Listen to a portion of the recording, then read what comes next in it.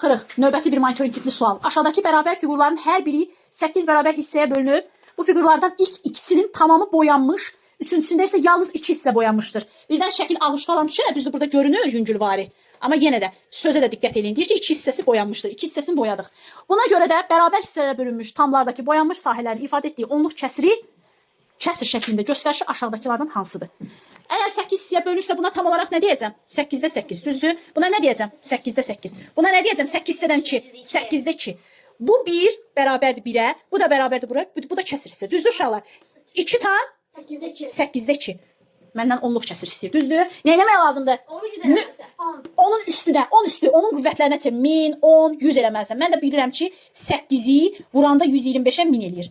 Və kəsrin əsas xassəsi. Məxrəcə nə eləmisənsə, sürətə də onu eləməlisən. 2-ni də vururuq 125-ə. Bərabərdir. Tamımız olduğu kimi yazırıq burada uşaqlar. Elə burada da qoy yazım.